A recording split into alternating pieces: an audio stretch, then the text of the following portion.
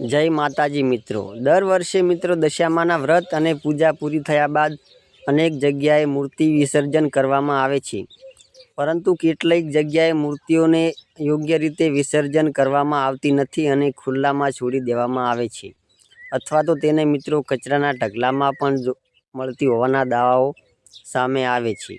આવી ઘટનાઓ લઈને લોકોમાં ધાર્મિક લાગણી દુભાય છે અને સોશિયલ મીડિયા પર અનેક પ્રકારની મિત્રો ચર્ચાઓ શરૂ થઈ જાય છે। તો મિત્રો સોશિયલ મીડિયામાં છેલ્લા કેટલાક સમયથી દશામાની મૂર્તિઓ ખુલ્લામાં ફેંકી દેવાયેલી હોવાના દ્રશ્યો ઝડપથી મિત્રો વાયરલ થઈ રહ્યા છે।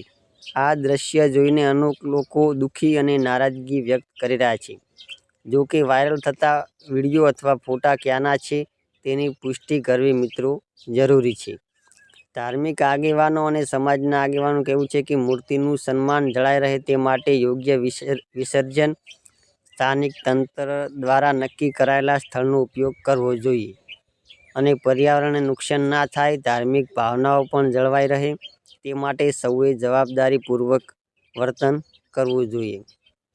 જો તમને આવા કોઈ ફોટા કે વિડીયો મળે તો તેને શેર કરતાં પહેલાં તેની સાચી માહિતી અને સ્થળની ખાતરી જરૂર કરવી જોઈએ। અફવાઓ અથવા ખોટા ભ્રામક માહિતી ફેલાવવાને બદલે જાગૃતિ ફેલાવવી વધુ જરૂરી છે। મિત્રો, આ સમગ્ર મામલે તમારું શું માનવું છે? શું મૂર્તિ વિસર્જન માટે સારી વ્યવસ્થા હોવી જોઈએ? તમારો જવાબ મિત્રો કોમેન્ટમાં જરૂરથી જણાવજો। તો મિત્રો, મારું તો કહેવું એટલું થાય છે કે જ્યારે પણ તમે દશામાની મૂર્તિ લાવો છો અથવા તેના કરતાં તમે મિત્રો ઘરે માટીમાં બનાવો તો ઘણું સારું કહેવાય। અને તેને મિત્રો પધરાવવા જાઓ છો ત્યારે કિનારે નહીં પણ થોડું અંદર પાણીમાં પધરાવો તો સારું, કારણ કે મિત્રો તો માટીની બનાવેલી મૂર્તિ ઓગળી જતી હોય છે અને મૂર્તિ જે પાણીમાં ઓગળી જાય તેવી મૂર્તિ લાવવી જોઈએ તેવું મિત્રો મારું કહેવું છે। બાકી મિત્રો તમારું શું કહેવું છે? એક કમેન્ટ જરૂરથી કરી દેજો।